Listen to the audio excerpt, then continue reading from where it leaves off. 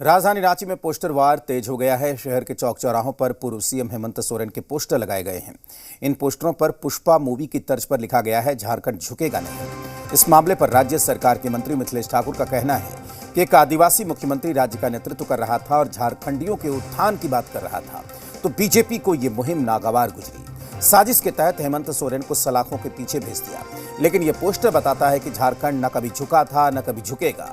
वहीं मंत्री आलमगीर आलम ने कहा कि हमारे पूर्व मुख्यमंत्री किसी के आगे नहीं झुके और यही नतीजा है कि वो षड्यंत्र का शिकार हुए। उधर बीजेपी के प्रवक्ता कुणाल सारंगी ने कहा कि हेमंत सोरेन के कार्यकाल में जितने भ्रष्टाचार हुए उससे राज्य का सिर झुका है, इसलिए जेएमएम अब विक्टिम कार्ड खेलना चाह रही है, लेकिन ऐसे पोस्टर से कोई फायदा नहीं होगा।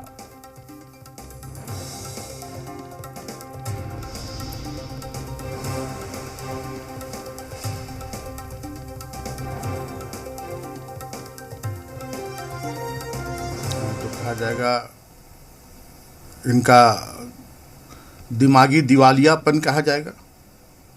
झारखंड झुकेगा नहीं तो क्या चाहते हैं कि झारखंड झुके? जैसे और राज्यों में इन्होंने झुका दिया और राज्यों को, वैसे ही झारखंड भी इनके शरणागत हो जाए, ये चाहते हैं।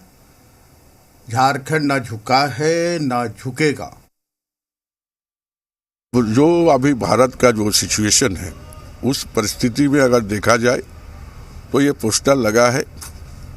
माननीय मुख्यमंत्री जो हमारे थे पूर्व में, उन्होंने किसी भी तरह झुकने की काम नहीं किया। झारखंड का जो एक पृष्ठभूमि और इतिहास रहा कि आज़ादी के लड़ाई में अगर देखा जाए तो संथाल का हूल दिवस का नाम याद करना पड़ेगा, जो 1885 में सबसे पहले हम लोग किया। तो झारखंड के खून में है कि हम झुकते नहीं, दबते नहीं, अपनी बात को रखने की प्रयास करते हैं। क्या मतलब है मंत्री जी?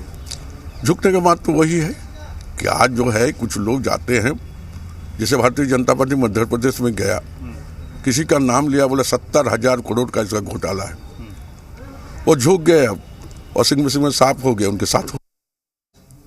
देखिए, मुझे आश्चर्य होता है, राज्य की जनता ने उन्हें अपना प्रतिनिधित्व करने का ही दायित्व सौंपा था 2019 के विधानसभा चुनाव में। राज्य की जनता का वो प्रतिनिधित्व कर रहे थे, जहां जाते थे पूरा झारखंड का वो प्रतिनिधित्व करते थे, और झारखंड उन्हीं से था जब वो मुख्यमंत्री थे।